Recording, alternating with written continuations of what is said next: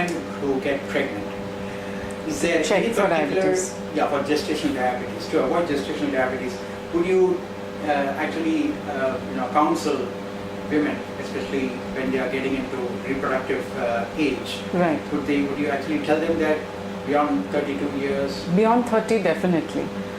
And if they are obese, then I would say even earlier. If they have a history of being obese, or if they are obese, or if they have cholesterol, blood pressure, I would say even earlier. So the easiest thing is to check your sugars before you become pregnant, and then check again at 26 to 28 weeks. That way, because type 2 is on the rise, we don't miss the patients who do not have symptoms and whose sugars are high. Okay. So it's better to be careful. I see. And what about weight? Yeah. What is the BMI that you would say Advise?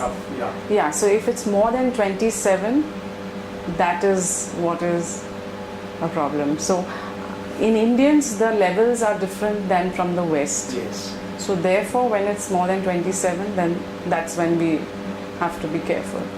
And in Indians, we try and aim for a waist circumference of less than 90 in men and 80 in women.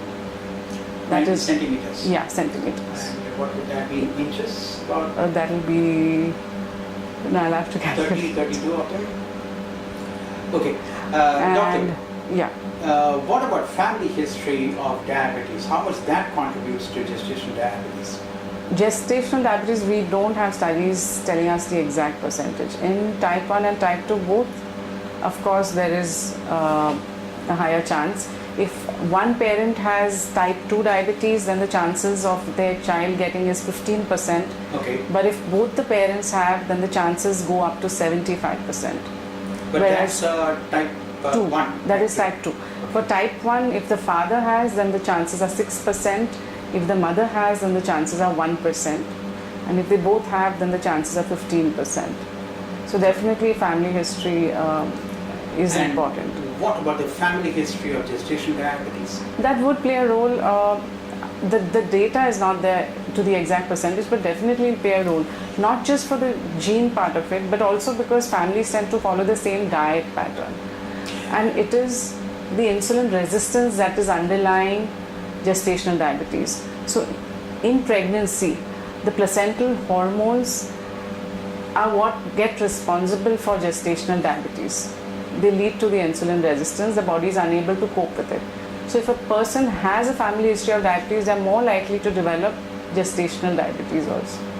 Okay, doctor, my point was not about what is available as data, but basically from the reading of your own patients. Okay. That kind of. Okay. From my patient of my. Your inside. Yeah. So most of my patients have had a family history of diabetes. Oh, okay.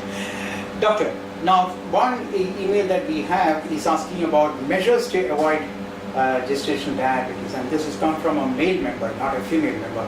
He is basically asking how should his wife or whoever his partner is to avoid gestational diabetes. What is the measure to be taken? What measures have to be taken to avoid gestational diabetes in women? Yeah, the most important is to have lifestyle changes. So following diet and exercise. So exercise, they need not do something, they can just walk for 45 minutes every day. Mm-hmm. Or even trying to do your daily activities more often, like for example, taking the stairs instead of the lift, walking to the end of the supermarket, and things like that. Doing it more regularly will also help.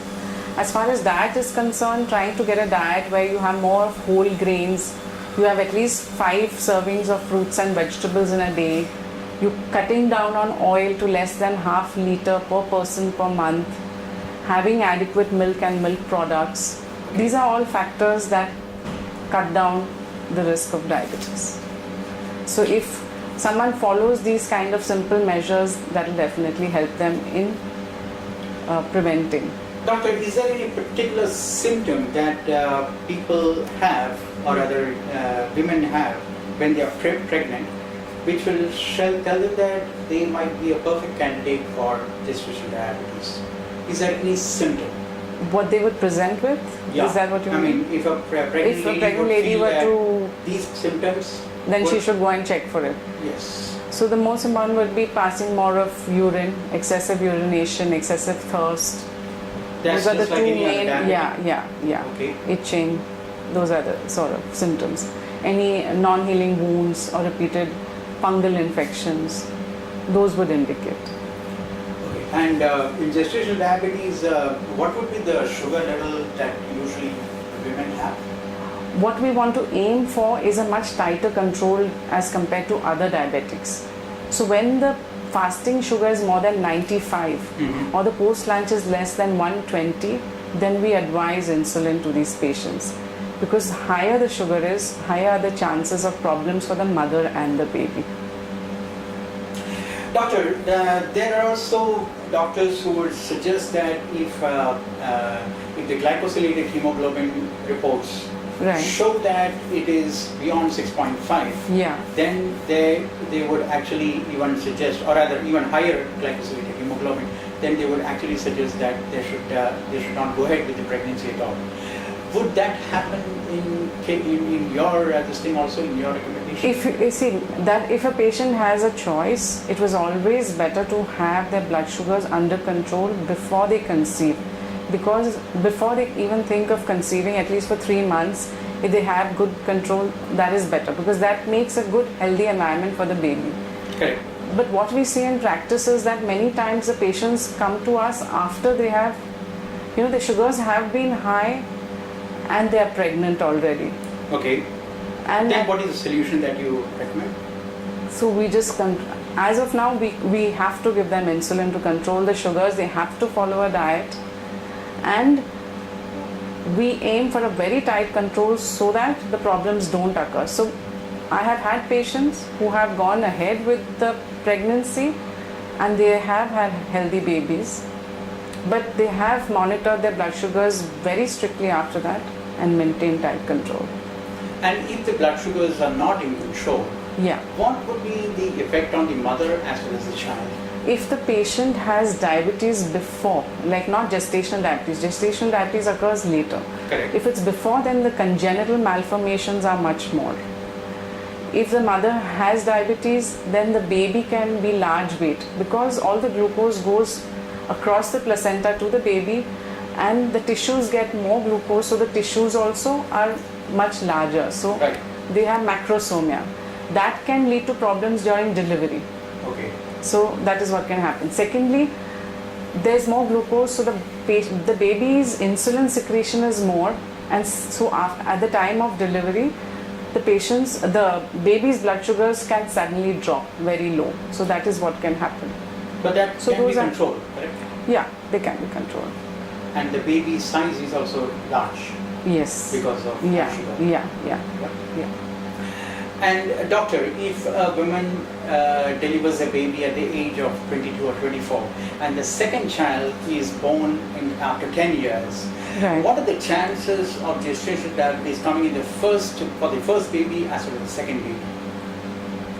If she has diabetes. No. No. You're just saying in Purely general. gestational, yeah, The chances will be more because for the second child. For the second child, yeah, because that depends on the mother's lifestyle. Is the mother's Which- nutrition? Which essentially means that, okay, I'll come to the nutrition part in a bit, Yeah. but which essentially means that the connection is not with the age Yeah, of it's the not. of the first pregnancy. No, it Because there is a may lot not of be. misconception in this. People feel Huh. that if your No, it's first not delivered baby is 24, It's then not you will necessary never, that you will not get it in the future. Exactly. It's not like that. It's not like that. You can still get it later on. Okay. And doctor, what is this thinking that pregnant women have to eat for 2 people, not one? No, that's not true. That's not true at all.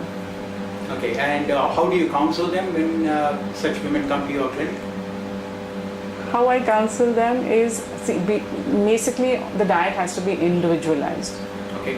and we have to So there is no explain. thumb rule. No. So depending on the patient's weight and the blood sugars, everything we take into consideration and advise them. Yes, we have to listen to them and understand where they come from and what their beliefs are. Okay. But then they're willing to listen once we tell them that if you do it this way, this is what will be better for the baby. So they do listen. They do. And if they don't, they can see for themselves that the sugars go up because they're monitoring so rigorously. So by themselves too, and plus with our advice.